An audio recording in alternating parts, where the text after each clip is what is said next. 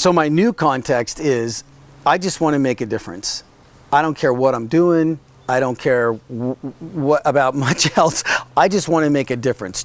Chop wood, carry water, be the CEO, be the janitor. I just want to make a difference. And inside of that context, the interesting thing to me looking back on all of this is that about 5-6 years ago, I started this company, Executive Speaking Success, and I thought, gosh, I've been a speaker my whole life. I'm pretty good at working with people. I'll go be a speaker coach, because I've been really inspired by TED and TEDx and all that. And I called some friends who owned PR agencies and who were HR department heads and things, and I said, this is what I'm thinking about doing. What do you think?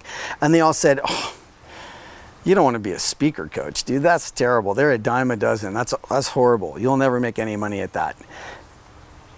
So for about a month or two more, I was just in this dark place trying to figure out what I was going to do. And then I finally just said, look, this is what I'm good at.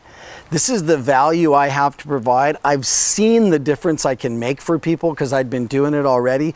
And so I just did it anyway. And the interesting thing to me is that now every year I double or triple what I made last year, and it was the most I've ever made in my life.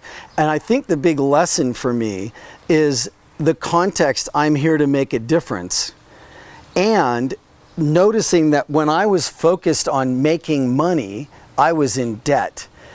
But when I focused on bringing value and making a difference, all of a sudden I started making money.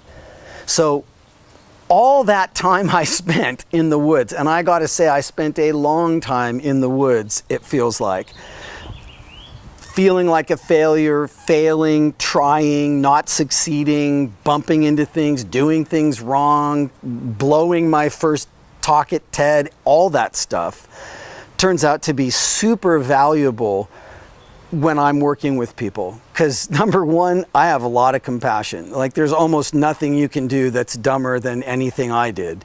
And all those lessons I learned, I can share them so you don't have to make the same mistakes, So that's one of the reasons I love going to these co-working spaces and working with entrepreneurs and catching people early in their career, early stages in their companies, because I can just point out all the traps that I fell into and they can avoid them.